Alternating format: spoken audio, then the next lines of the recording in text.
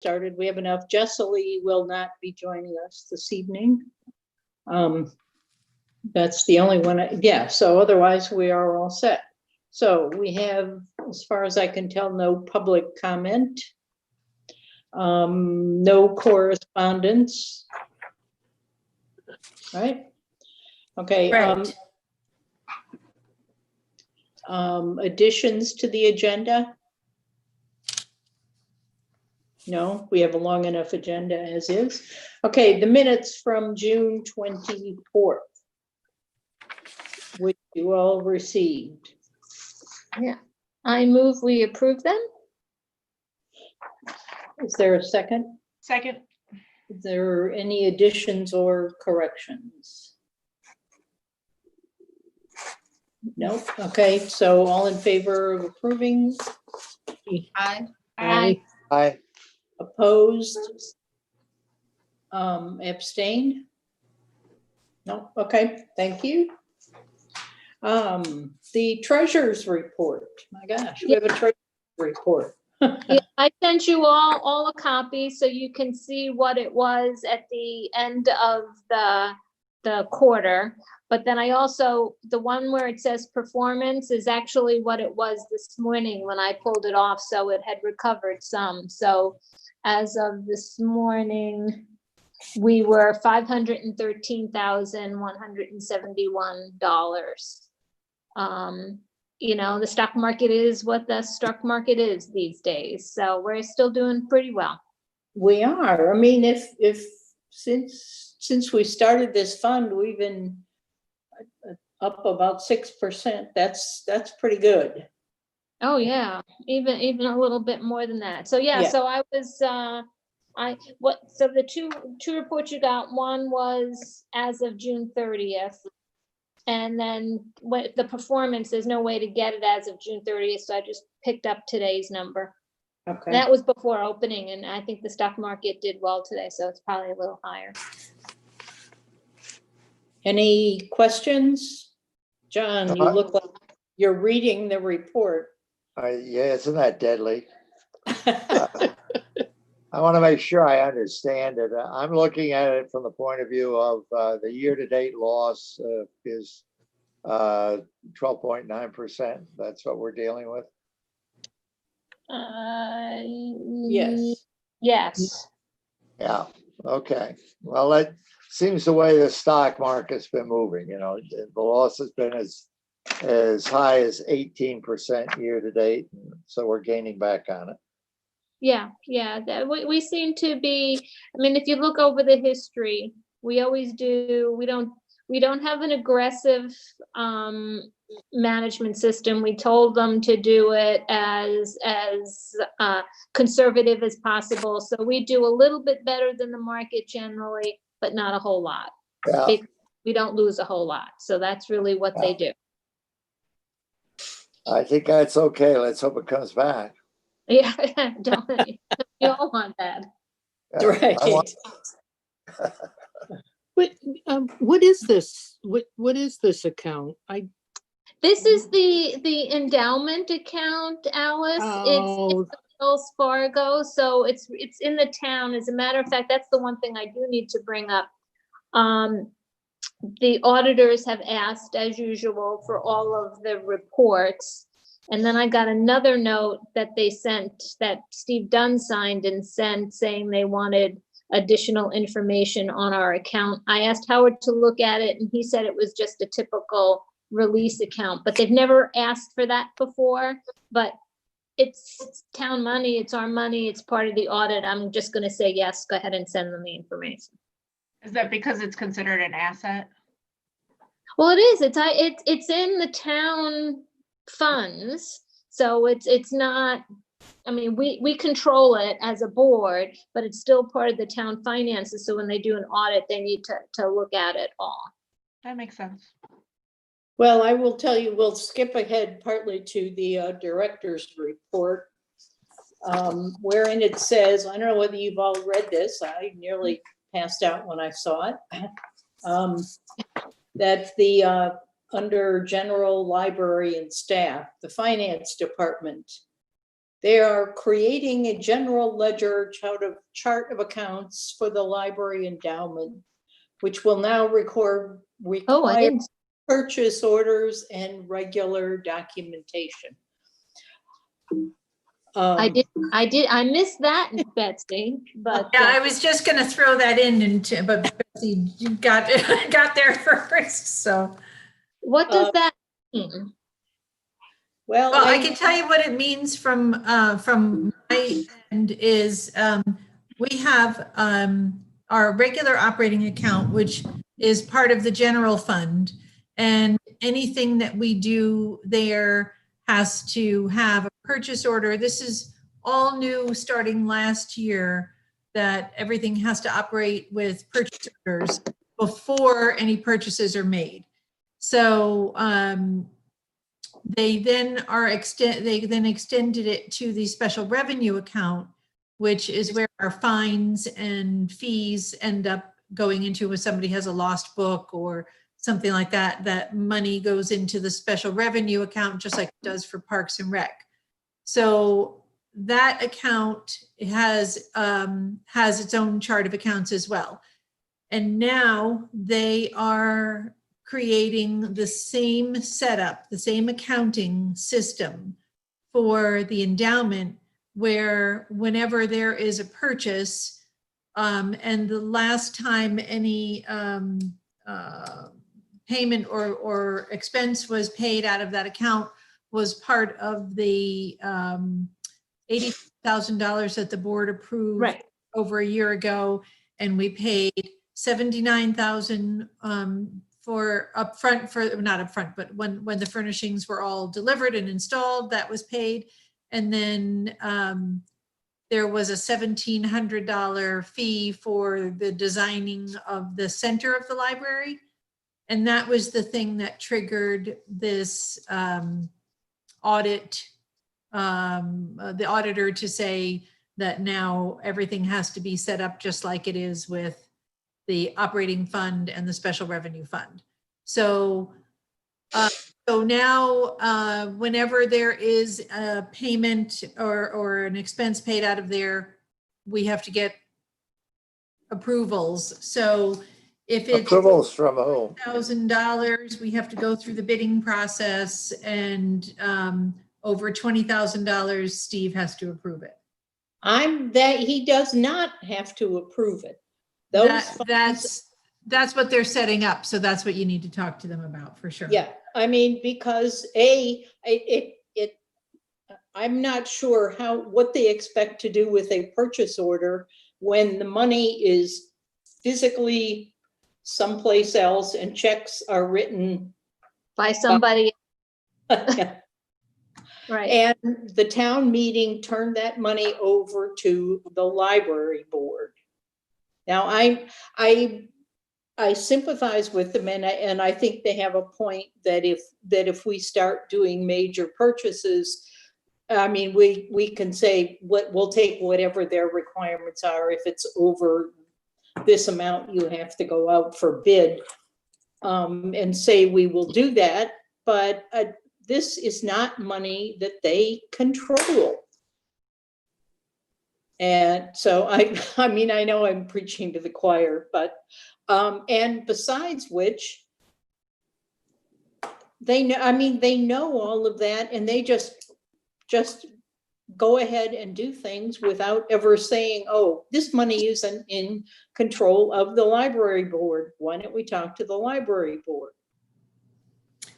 Yeah, there wasn't any question, or it was just, here's what we're doing. So that's why, and it was just the day that I was sending my report. So I quickly threw that in so that you could see it. And then that was also the day before I started my vacation. So I haven't been back in since then. So Yes. So Kathy, would you like to go No, but I me would. to our controller? Because I don't get it. No, I'm gonna go to Steve. I'm not going to that controller. Leslie, you look confused. Are we? Clarification, this is the finance department, Yes, Board of Finance. The finance department has made this decision. Okay. yes. But the finance department has no control, and neither does the Board of Finance on this fund. Yeah. And we have a policy that this fund is not used for operational expenses. It's for one-time things and for and for things associated with a new library. So we cannot, I guess we can, I guess technically we can, but we have a policy that says we will not be spending any of this money for operations of the library. That is part of our town budget. Yeah, I'm a little confused about money that was bequeathed to the library that we have to ask the town for permission to spend.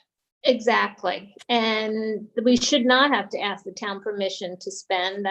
It's never been that way. It's not like if they get everything we spend out of that account is paid by Wells Fargo, and they get all the finance reports. They get them all. So it's not like we're hiding anything. No, that's how they were able to see that there was a payment made out of there. And that's what they were tracking down. Kathy, you might take a moment for Leslie and explain the intervention. I consider it that, but the calculations that went through that when you look at the overall dollars of the fund, there's a certain amount that has to stay residual in there to be in line with the way the original money was bequeathed. So Yeah. it's not like you can just go in and spend 500,000 totally. No, we can spend about half of it. We have to keep the same spending ability, or that was when it was given to us way back when, which was about $30,000. So it's gone up I think it was $30,000. Betsy, do you remember? It's been a while. It was 26. 22,000 in funds to support the library and about $7,000 to build a new library, which Yeah. they did at one point. So, and we've had this discussion with the controller, Leslie, on how much is spendable and how much is not. She keeps saying we can spend less than we can. I figured we're not going, we have no plans to spend anything big out of that until we have a new library anyway, or we're in the process of getting a new library. So that was just one argument, but we should be saving at least, what, 5%, 5 or 6%. We have to make sure that we're growing at about that. And we've been growing more than that. So, which is why we have a lot more funds available. No, I understand all of that. I think it's just, it's the principle of the matter. This is not. Right. Yes. Right? They have no control. They shouldn't have any control. The library, if the library decided we wanted to buy new office furniture for everybody in the library because it's a one-time purchase, we can. Not that we will, but technically we can, as long as it's not an operational expense, because that's against our policy. We wrote the policy, it's been approved, it's been in there for years. It is for one time and support to help design and build a new library. All right, so Kathy, you and I should go see the first selectman. Yeah. Okay, thank you.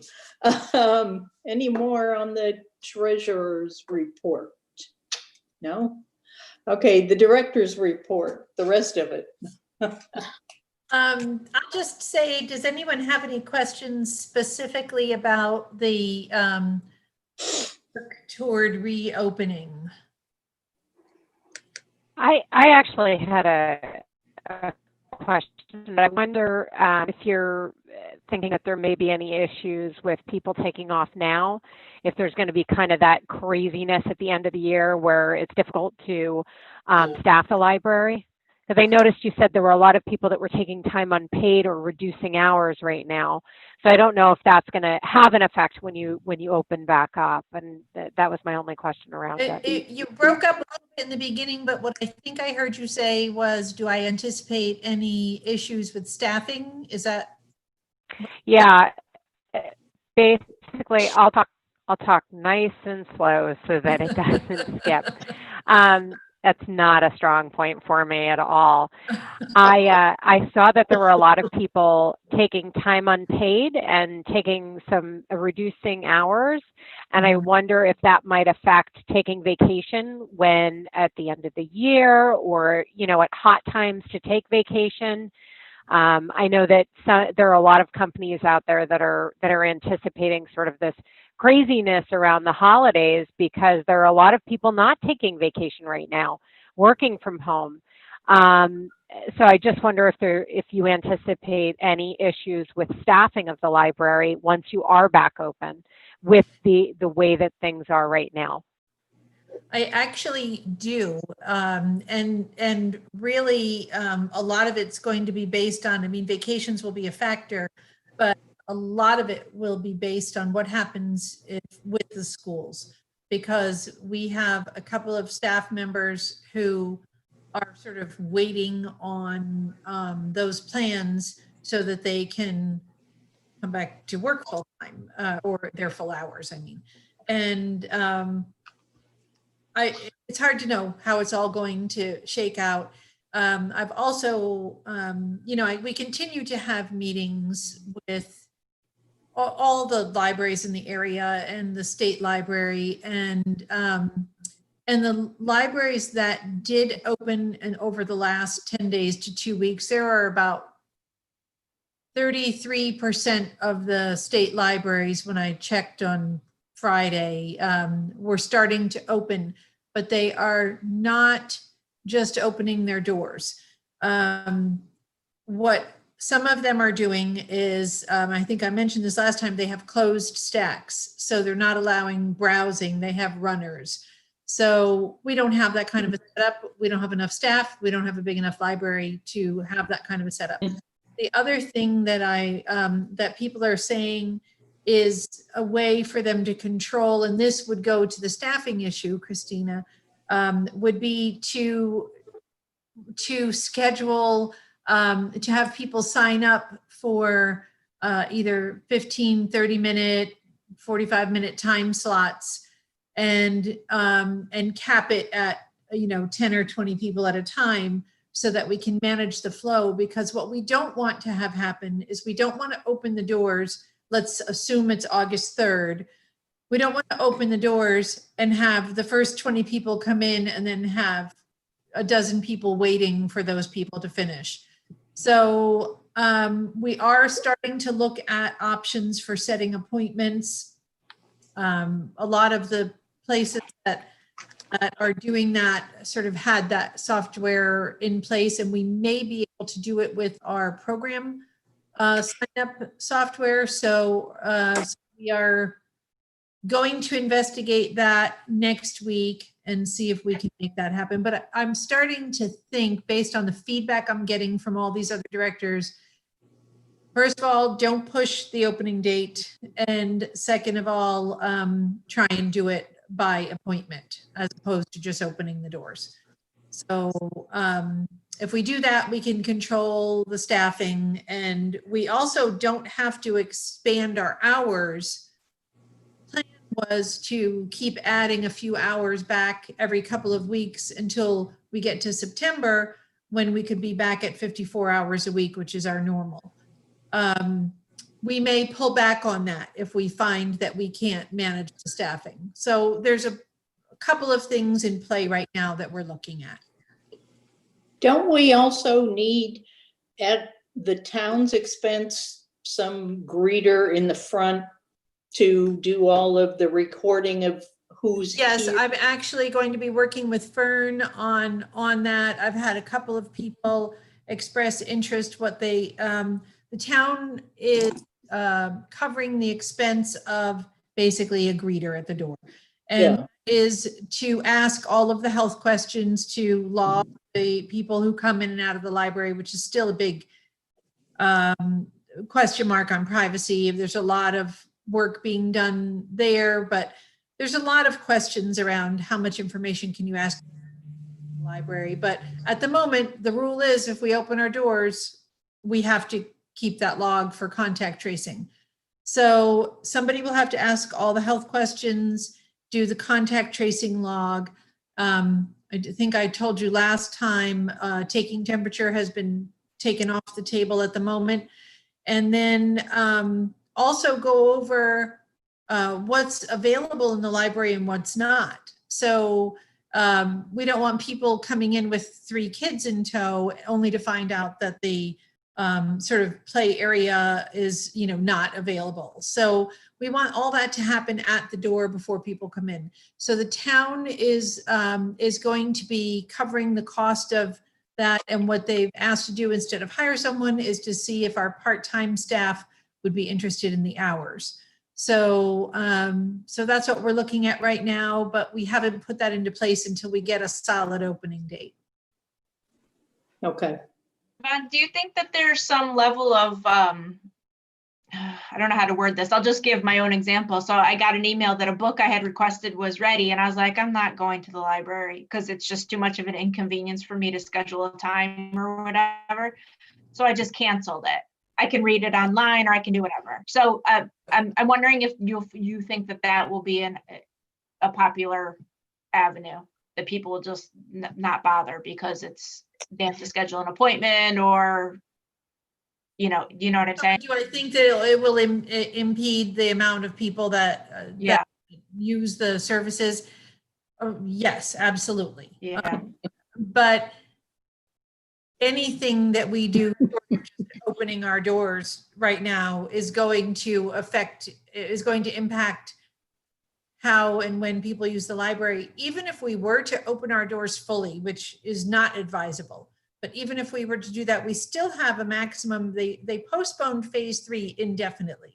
So we are still stuck at maximum 20 people and 20 patrons in the building if you allow for staff. And right there, we have to figure out some way to manage that. And so that's going to keep people. And then even if we do open up, there are so many people that are not going to want to expose themselves to, to being in a public place like that. So yes, we're definitely seeing reduced usage of services, but I do have to tell you, curbside is very popular. It's, it was starting to pick up in June, but in July it has, we were doing 300 books a day. So that's getting close. That's starting to get close to our norm, which is about 400 items a day. And when you add up the increase in digital services, we're getting up there in being able to provide our, almost full service. So it's just, it's all going to be impacted. We are, the state library decided that first they said they were not going to count library programs that were recorded as part of our annual report. They have now changed that. The IMLS has changed their definition. And as of last week, they will now allow us to count recorded programs as well as live programs. So programs will take the biggest hit, but that's going to be for every single library. I just got our numbers today, actually, from Bibliomation, our annual numbers up through June 30th. And we were at about half of our, what I would expect for an annual total in terms of items circulated, not including digital. So we were we were about half where I'd like to see us be. So yes, big hit to every aspect of our operation. I had a quick question about numbers. Sorry, can I just, I'm sorry, Leslie. Go right ahead. you actually just triggered something in my brain when you were saying that, is that maybe people will use the library in a different way than they did before.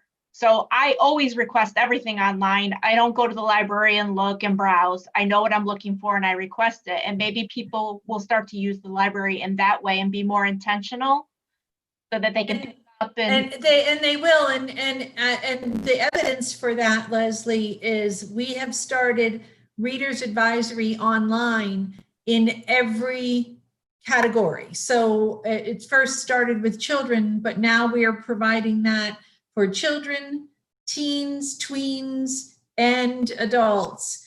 And the children's Reader's Advisory, which would be the that would be the answer to not being able to go in and browse. Yeah. And so that has taken off like crazy. People are really taking advantage of that service. But now we're finding that the people are using the adult as well, not to the same extent, because adults tend to say, this is the book I want. But very often they come and engage us in conversation about what books to get. And now we're doing that service online. That's great. So Christina, you had a question. I just had a question about the usage statistics. The very first line where it's door counts, looks like for May there were 2,000, almost 500 patrons, whereas June's listed as 1,000.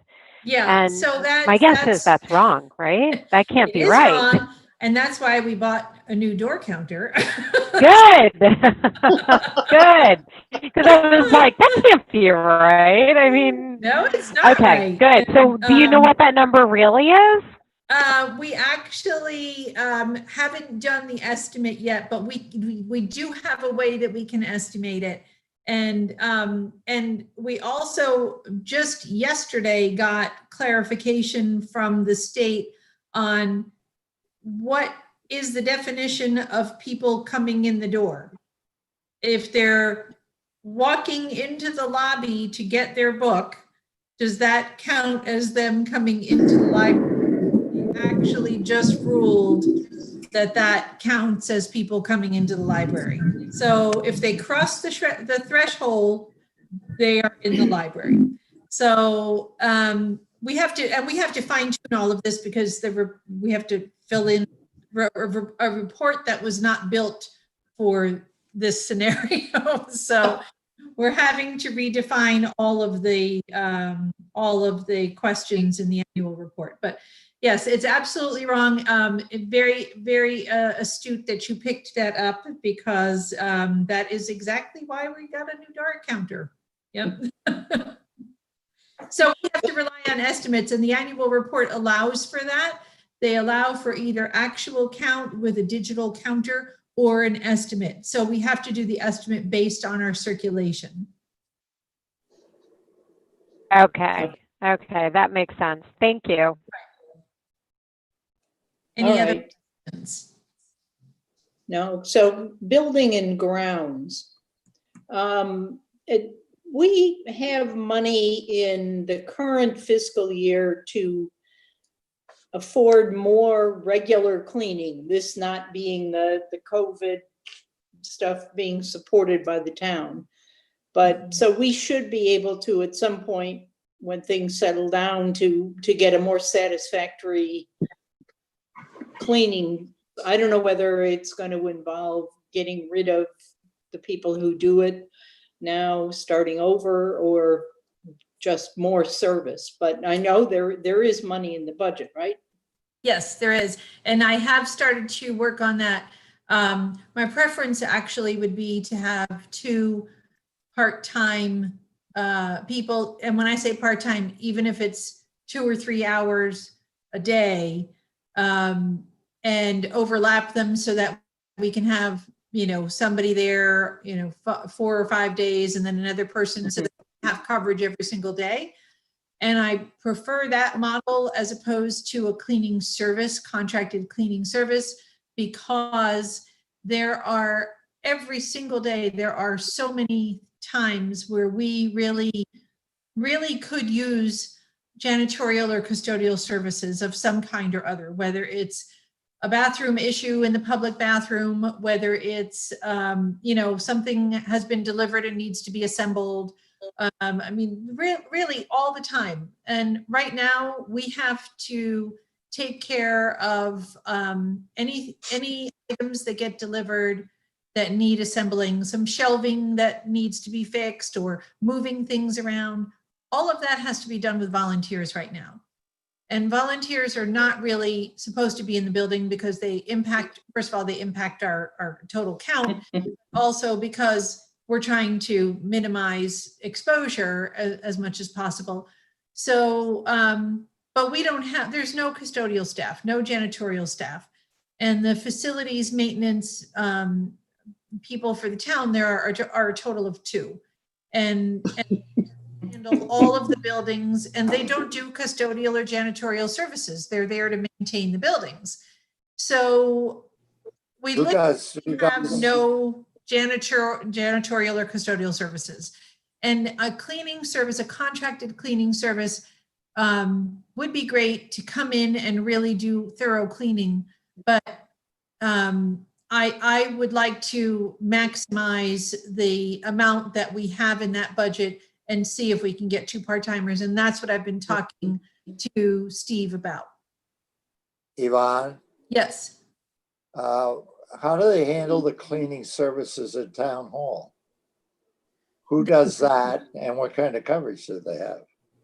Yeah, I'm not sure how many hours a week they have coverage, but they have coverage every day. And it's definitely, no, we don't have any. So they have people there a couple hours every day. Yeah, they have a janitor, John. Yeah, but I'm not sure if she's full-time or, Yeah, I don't know either, but. yeah, I don't know how many hours, but every single day that they're open, somebody's there. And Has this always been an issue with the library? Because I feel yes. every meeting we've been talking about this. So even before your tenure, Yvonne, there's been a cleaning issue? Mhm. Yes. And what That is, was one of the biggest issues, Leslie, when I got there. That was, I would say it was sort of the most urgent issue apart from the new library was cleaning the building. what is the problem? Why can't we just have somebody to clean the building? I don't It's a understand. staffing issue. We haven't had the money. And there was no one allocated there. We don't have the head count to just sort of allocate somebody to that. I literally went in on weekends for the first couple of months I was there and scrubbed things and cleaned things because it was in terrible shape. Leslie, I suspect this is a horse that I'm beginning to ride, that the problem is not going to get solved until you take all of that out of the hands of the director and us and put it in the responsibility category for the selectman and his staff that deals with the cleaning and janitorial service for the whole town. Then you turn to them and say, we need to have it twice a day, 7 days a week, solve the problem, and don't bug me with need for head count and dollars, because we're dealing with the situation of keeping things like bathrooms secure and healthy, and we're not setting up a pot of disease for our patrons. Right. Because the catch that we're into here, and the reason this has been going on forever, is Yvonne finds herself in a session saying, I pick a number, $10,000, and I can solve it. I can hire the right people. And the answer is, the most I'm going to give you is 25 cents. Go figure out how to do it. Yeah. Okay. Now that's a slight exaggeration, but Not Yes. much. But is each building like the schools, are the schools responsible for their own janitorial? That money comes out of the school budget? Yes. The rec? Yeah. So my bigger question is, everyone dealing with this or just the library? The library, well, I don't know if every other building, but the schools do have a staff of janitors that are there, Right. or Yeah, not the only during only open other thing- hours, but after hours. I Sorry. just don't know what Park and Rec does. That would be my. I think Park and Rec, I don't think they have, they may have the same group that we have. But they also don't do programs in their building. Right, no, I agree. No, I Can- agree. It's a different thing, but I think that's the Can only I- other one that the schools, each school had their own janitor and service and things like that. At least when I was on the school board, we did. Alice? She's frozen. Alice Who have got, any building other than the I- school? part Oh, of and the yeah, advantage sorry. of having Yeah. somebody not- under the library's control is that they're under the library's control. Yeah. I know what John's talking about. Yes, it is the responsibility of the town to do it, but they have shown absolutely no interest and no support for it. And I would rather that whatever works for the library gets done because somebody works for the library. Yeah, well, I mean, that just makes sense. That sounds like how the schools do it and town hall and whatever. But I guess it's a matter of you get this much money and okay, we need books and we need this and we need that. So now we're not going to clean. Well, so Leslie, we did in this last budget season, well, actually for the last couple of years, we've asked for more money for cleaning and we did get it this year. Okay. So we will be able to, and we could just go out and get a new cleaning service and then that would be that. But I really would like to put in this structure of having sort of coverage 7 days a week. If we do the cleaning service, the contracted cleaning service, we can't, there's no way that money covers 7 days a week. But we. The problem within your part-time. model there, Yvonne, the problem within your model there is you talk about having people come in for 2 to 3 hours a day. And so they're here from 8 o'clock in the morning till 10, they go home. And at 1 o'clock, somebody gets miserably sick or whatever in a bathroom and you have nobody that's going to go in and do that. And in some cases, your staff has had to go and do that. There's something fundamentally wrong with that kind of an operation. Whereas the way you describe the school system, they've got full-time janitorial services, and et cetera. It becomes a non-event for them. They are fully staffed properly. Money's allocated for it. It's a recognition that particularly if I got buildings full of children, that if I don't make sure that those things like bathrooms are absolutely tip-top sanitary, then I'm exposing everybody in the town and to some real problems. We don't think that way. And probably one of our biggest programs in the library is in fact the children's program. So if anything would dictate that you ought to be a little more sensitive to providing the right kind of support to the library for what you're discussing, it's the fact that you've got an army of kids going through there every day and moms and that sets you up for all kinds of problems. And somebody along the line here said the right thing. There's Betsy, there's a lack of sensitivity entirely when you go forward and try to plead your case on this stuff. So I feel like writing one of those snotty letters with more to follow. Don't, John. The problem is while we have more money this year than we have ever had in that line, and we will continue to try and do the best we can with it. It's because it's takes forever to get things through this town some days. Alice, sorry, you looked like you were frozen there for a moment. No, I'm fine. Oh, okay. I didn't know whether Fine. you had a comment and it missed. Okay. Anything else on the director's report?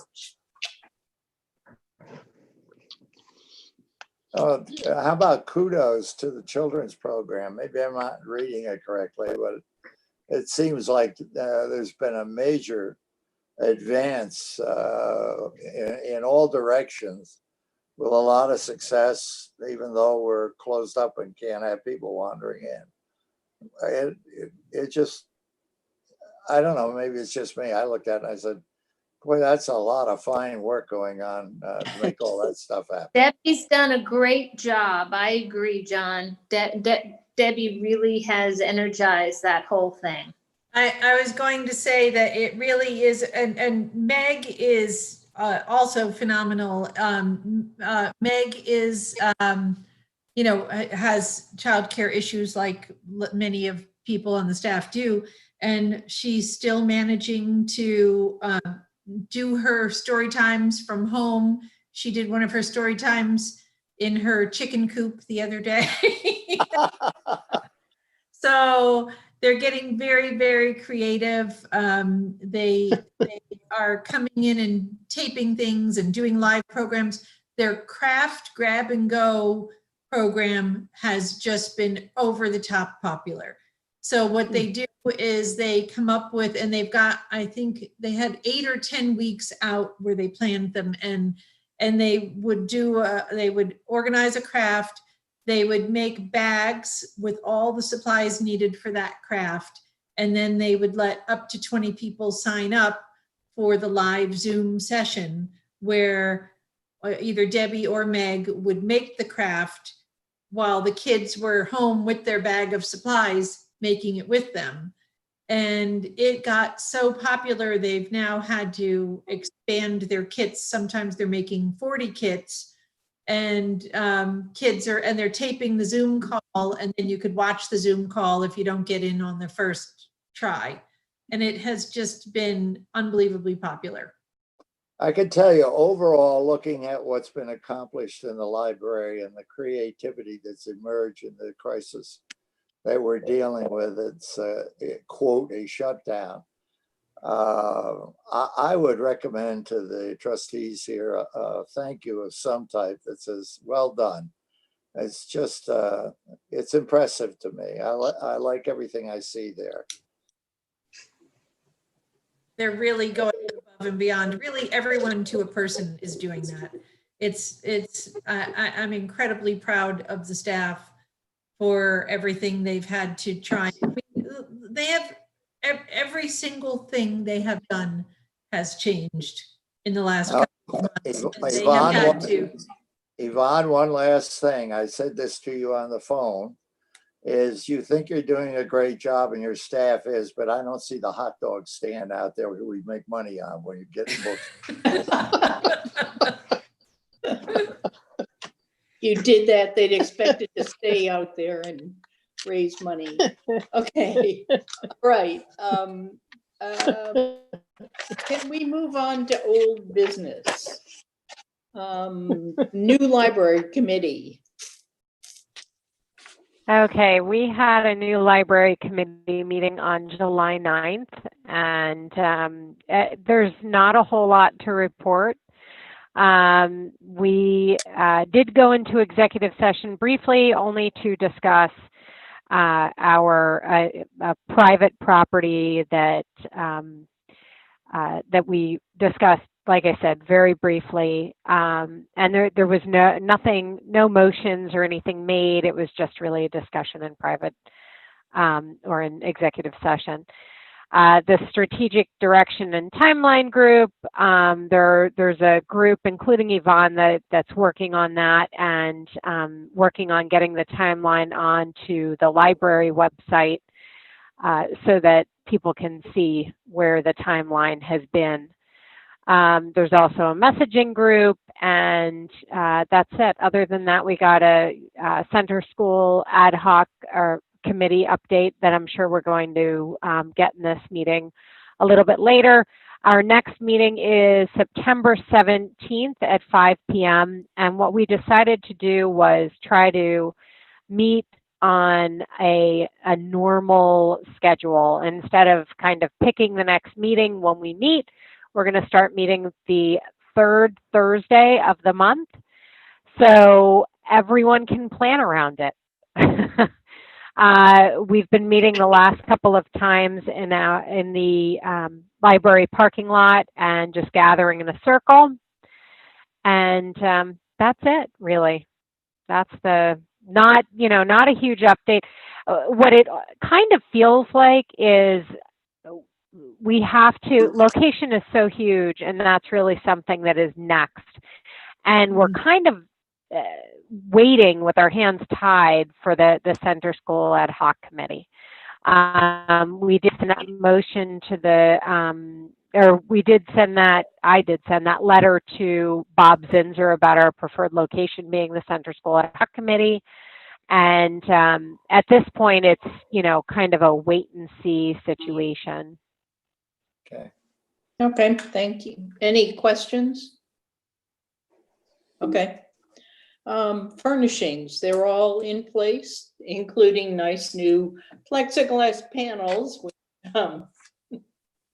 look nice, Yeah, but everything is in, except that some of the workstation partitions, which are polycarbonate panels, came in damaged in shipping. So I actually heard from the supplier yesterday that we should receive those before the end of this week, the replacement panels. okay. The budget for the past fiscal year, I think the town is wrapping up everything, so we'll get a final report somewhere. Capital projects. The capital budget has not been passed. And I tried, I'm not sure how it's going to get passed. When the governor put out his executive order that said that boards of selectmen and boards of finance could approve the budget for the year without a town meeting and without a town referendum, it only covered the operating budget of the towns. And so that's been done, which is why we have an operating budget and a tax bill. But it didn't cover the capital budget portion. And I'm not sure now whether there will be a referendum. And I know it hasn't been scheduled. It would mean a town meeting and then 45 days later. So it's clear that not much is going to go on in the capital budget area. We still have enough money to redo the bathrooms on the community room level, the bathroom and the door into one of those doors into the community room, and the whole ramp. That's part of a 2-year budget allocation in capital. There is also money to redo all of the windows and the front door, a very major project. And there is money for security cameras that the police department asked. So all of those things are in the budget, hopefully can be done. I'm a little, when I think about the enormity of the project of replacing most of the standard windows are probably 15 minutes, pull one window out, put a new one in. That bank of windows on the side is going to be a huge project, and we'll have to see how and when they can manage to do that. It would have been nice if we could do it while we were closed, but yeah, they said the earliest would be next spring. yeah. It will take a while because it will take some designing on trying to figure out what has to be done. And my guess is we'll have to go back to the Historic District Commission to make sure that the design of all of the windows matches their ideals. They did do an extensive bid package. Yeah. And I know that because Rick Zini was hired for that, and I know he did meet with the Historic Commission on that. So I think his preliminary suggestions and designs took into account whatever they. Yeah, and would have approved, yeah. That will be true too for the rebuilding the ramp and the railings on the ramp. But so we at least have some things. I mean, I don't anticipate the Board of Finance making any changes to the capital budget. I think it's just, then it depends on how and when it gets approved. So we will keep an eye on that. Okay, the Center School Use Ad Hoc Committee.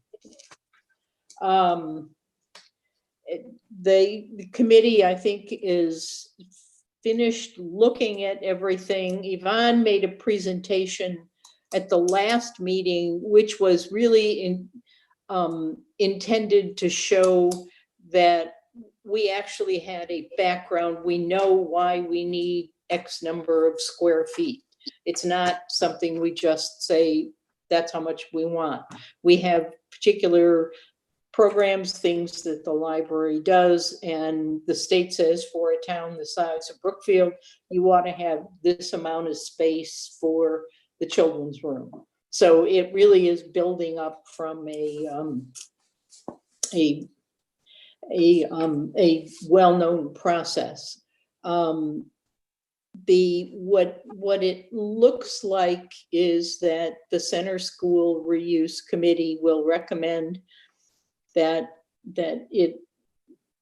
there be shared, or the building itself would be shared.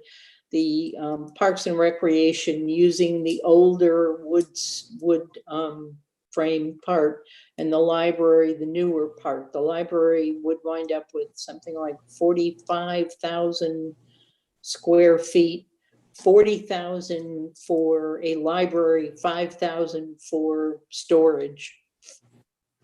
Unfortunately, it's the kind of stuff that you would put in the basement if you had a basement, but we don't. So, and there is nothing in the report that says,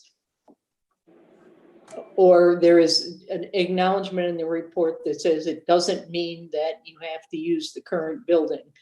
Tearing it Oh, down good. is an option. That was gonna be my question, so good. Yeah, so, and that's not, well, I guess we haven't really voted on the, it's just sort of consensus that that's what's in the final report.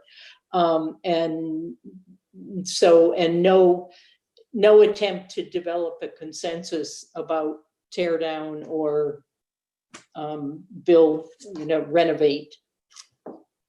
I know that there are sentiments on both sides. I go in favoring personally tear down. I know that there are people who would like to see it be renovated. Part of one thing that we did manage to get them to not do was to take the library's plans that said this is a 40 or 35,000 square foot library. It has to have a children's room of this big, and to see if they could sort of take that apart and lay it out in whatever space they would allocate in Center School. I think, finally convinced the committee that that wasn't their job. That's what architects do in life. They do it a lot better than we do it.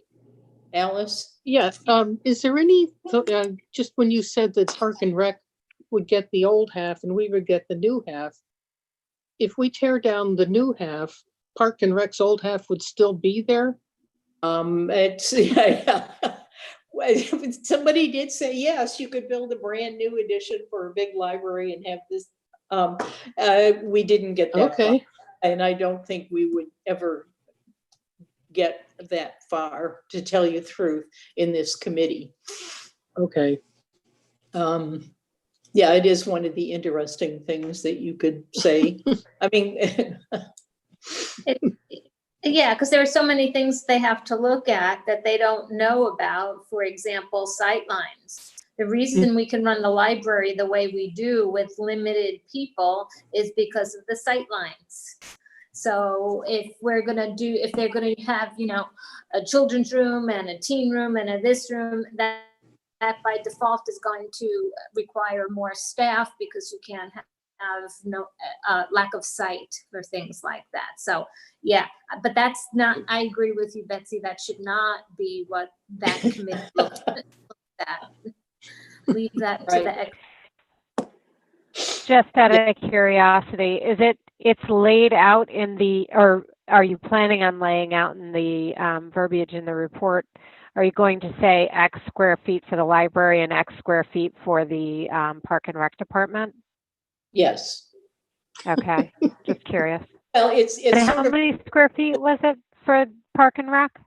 actually, what it comes down to is 40,000 square feet for the library and everything else to Park and Rec. Which is And- about 14,000. Yeah, yeah. 14,000 square feet to Parks and Rec. It also doesn't, this report doesn't deal with if you've been to center school, there are 2 outdoor courtyards inside the building. And it doesn't deal with whether or not the smartest thing you could do would be to actually make those part of the building, thereby actually gaining space. And but I think it's more an attempt just to say, this is, we've looked at, we asked every organization we could think of in the town of Brookfield, what kind of space do you need? And it came down to the only 2 people that really do need permanent space, because, the police department said no, that they had other ideas about what they want. They would have been the third piece. And it's clear to me that you don't want, say, a building shared by the library and the police department, or Parks and Rec and the police department. It just is not. And their building is so different than what either, anybody else would use. It's, so they just didn't go in the running. There are a couple of people who did ask for specific, mostly storage, not necessarily meeting rooms. I think there's a number of people in town who could use a, more regular and meeting room situation. But I think that can be taken care of. And mostly the 5,000 square foot of storage space hopefully will be enough for the Friends of the Brookfield Library to do all of their book sale operations in one place, so that they could bring the books in, sort them, and sell them in this one level storage space. And the library also, the library needs storage. I mean, everybody does. Although libraries, like the rest of us, if you have storage space, it's full, right? True. So that's I think that this committee will report fairly soon to the Board of Selectmen with the final report, or if they decide they want us to go further and do things, I guess we'll have to continue meeting. But this is, oh, and there were a couple of comments in the report also, because one of the charges to the committee was, if you say the library is one of the things, at least one or the only thing that should be there, what do you think we ought to do with the current library building? And we made all the suggestions that we've been making, move the superintendent's office down there, give them that whole space, move Parks and Rec in there, which was one of the things that we talked about. Sell the building and allow some relatively like CPA lawyers who don't have that much traffic during the day, and put that property back on the tax rolls. We also looked at the old town hall, which is where Parks and Rec currently is. They are in there, and there's this HRRA outfit which rents space in there. So if Parks and Rec moves, maybe HRRA could move with them into center school, thereby freeing up all of that space in the old town hall. It's much smaller than the library, but that's also a building that belongs to the town and needs to be looked at. So it's been an interesting process, and hopefully we'll get done shortly. Okay, let's see, what else do we need? I think we are, unless anybody at the moment has this item G on discussing the trust fund spending policy has been on the agenda. And as we talk about it, one of the reasons I put it on the agenda, because one of the things that we're not going to discuss it tonight. I'll just tell you what I would like to see on this trust fund is to say, from now until we build a new library, we build the spendable portion of that money back up to $250,000. And with the intent that when we come out and say we need to raise $1 million in private funds, the Library Foundation will do part of it, but the board will simply say that's our contribution. I'm not asking you, to do anything more than think about that for the time being. It may take us several years, I think, to get back, because we've spent part of the money. And I don't know. But I think the spendable part is about half, and we have about 500,000. So we're already there, Betsy. So that's okay. Okay. So, but then it would mean, consciously not spending. So don't, I'm not asking you for other than starting to think about that. And we can talk about it later. Let's see. The policy on patron behavior. I know we talked about it and made some very good progress on it, but I don't think we came up with exact wording to put into the policy. Is that true? The minutes don't reflect that we did, so I guess we should ask Yvonne at this point, if you will. I thought we did actually say I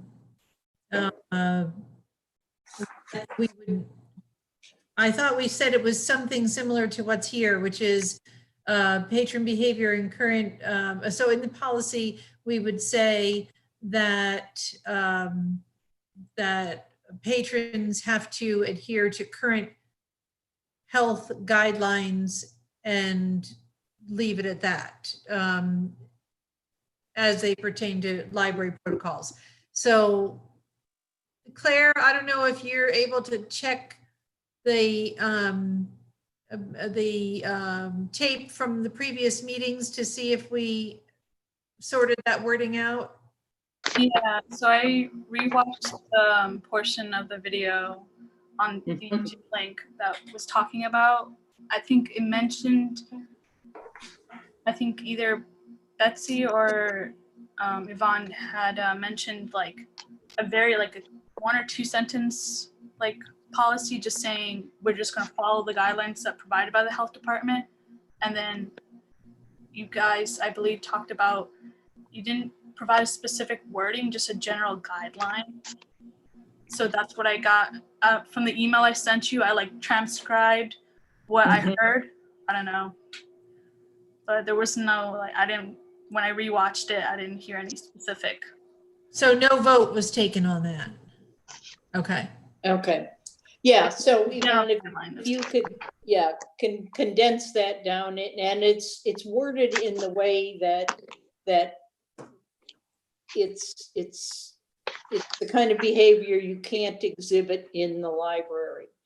But yes, the concept is it's health guidelines, but it has to say as they pertain to library operations. So we don't have to worry about all the other health guidelines that those guys do. And it should wind up being a fairly short. I like this description of that's part, I think, of the training for the staff and how they manage to apply the policy, shall we say. Okay.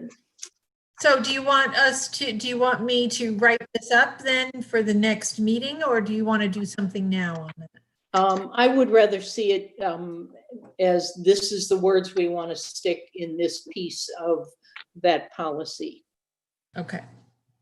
I think that we have enough knowledge that if anybody ever asks right now until the policy is rewritten, I'm fine with saying, yes, we'll show you the minutes. We'll show you what we're talking about here. But yes, we probably do need it in the policy itself. Okay.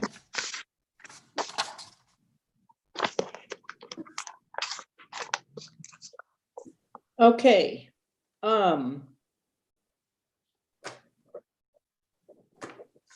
So we do need, maybe next month we will actually send you all a copy of what our current 5-year strategic plan is, ask you to read it, and we'll schedule some kind of time in the meeting to start a discussion. And it may take a special meeting to act. In fact, it will, rather than do it in the middle of a board meeting, because we have enough things to discuss. So we will try and get that scheduled in there. Okay. Now let's see, do we have any I have no announcements. Nothing's going on except what the library staff is doing. Betsy, excuse me. I may have dozed off here.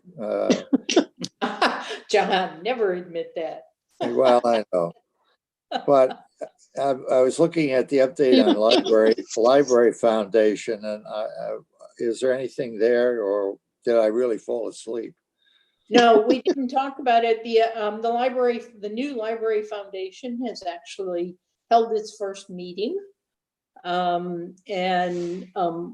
Organized. Bob Belden is the president.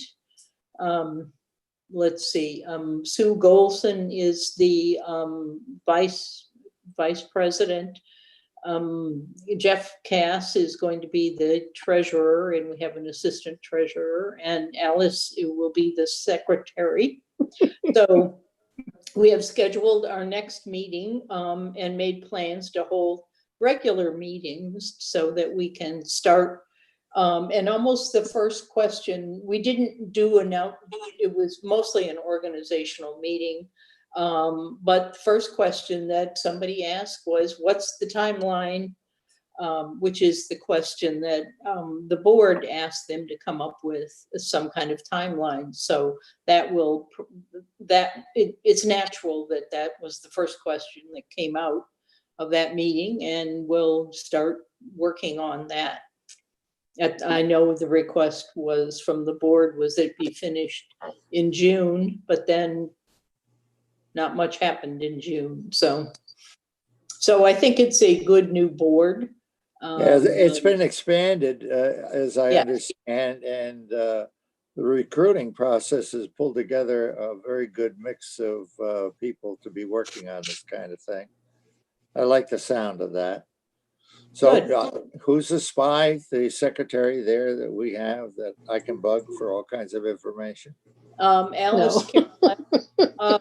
I am a member of the foundation board by virtue of the fact that I'm chairman of this board. Yeah, but That's we one tell me all the thing. secrets. That's the thing I'm after. Oh, Oh, God. Anyhow, thank we're you. looking for people who have money. If you know anybody, let us know, John. Okay. Can I throw in 2 announcements or 3 actually? Still on announcements, Betsy? Sure, yes. So I want to mention that tomorrow night, this week is when we wrap up our One Town, One Meet, by the way. And tomorrow night at 6:30 p.m. on a live Zoom call will be the curator from the Smithsonian, who is going to be talking about the saga of the Ruby from the Wizard of Oz movie. Huh. So if you have not looked into that, please see if you can join. I think it's going to be fabulous. And Elizabeth Odell is the one who set this whole thing up. She did a phenomenal job tracking this person down. And did anybody see the article in the News Times on this? Yes. That's almost a full page on this. So it was very exciting. It'd been nice if they mentioned the library a little bit more, but that's okay. I think it's going to be a really great program tomorrow night, very unique program.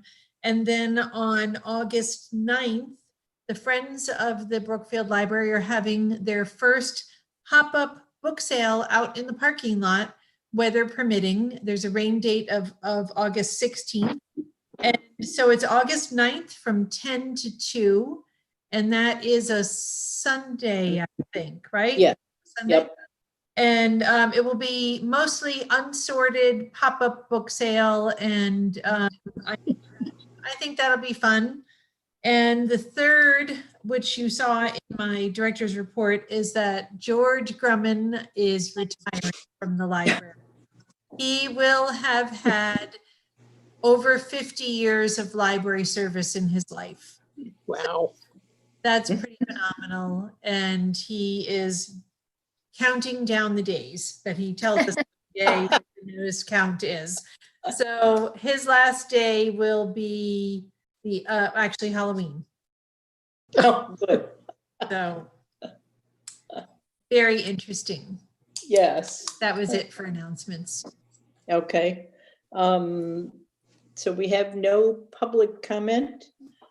Okay, we need to do a short executive session, Claire, which means that we ask you to leave. I'm going to assign Alice, who always takes good notes, whether she's secretary of anything or not, to write down all of the times and things and get them to you for the minutes.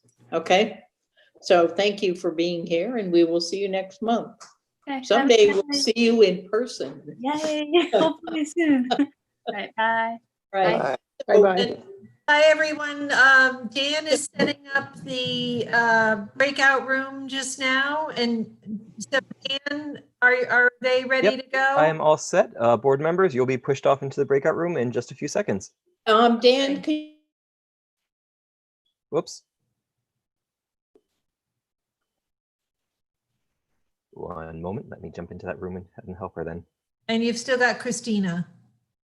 Yep. There we go. Okay. All right. Bye, Dan.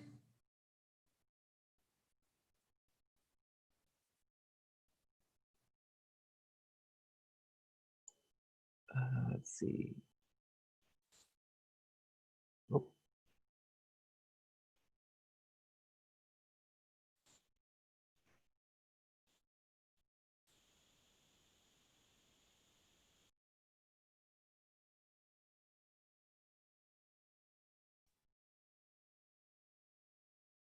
Hello? It looks like it's just taking a moment for everything to switch back Oh, over. okay. I'll see if I was can get a like, hold of why Yvonne am I again. the only one in this room? I think it moved you quicker than it moved the In the others. corner. It's giving them all the moment to check out on it. Okay. Let Thank me you, see if I can Dan. grab Yvonne's number. Okay. I think I have her in my phone. Ah. I was beginning to feel like the kid in the corner. I got stuck in the corner. No one else was in the room with me.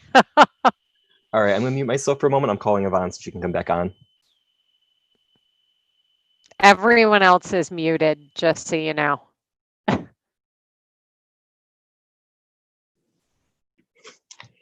John, you made that motion. Did I second it? I think you did. I Alex. thought Mary did. Yeah, Mary? Unmute. There you Never are. mind, Dan, yes, I was gonna say turn off the streaming, but I know you said that the streaming just shows something totally innocuous on the side. Yeah, pretty much if I'm the only one left here, it'll just show, just like you see my name in the box here, that's all people on the outside will see during that session. Okay, good, thank you. All right, and we've got Yvonne back in, so I'm gonna set up this room one more time for us. Thank you. I get- All right, How was the wedding? What was that, Kathy? How was the wedding? It's Saturday. Oh, it's this Saturday. It's Oh, this very Saturday. exciting. So it's very exciting. It's a micro wedding. So which is, which is basically one half a step up above eloping. So essentially eloping, but parents and siblings get to be there. So so it's going to be at our house, and so we're just running around cleaning and renovating bathrooms, and you know. Wow. All right, and we're all set. So you'll be bumped up for just a moment and back into the other room. thank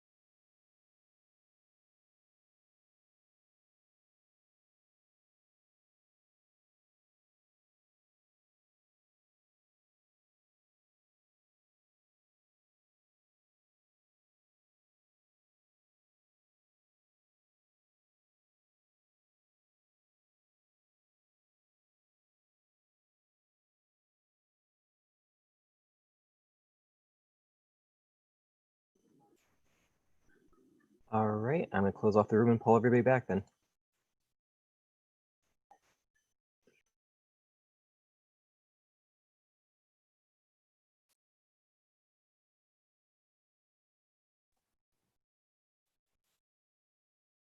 Okay, I think we lost John. All right. He's still Okay, in the break. so- It'll force him back in a moment.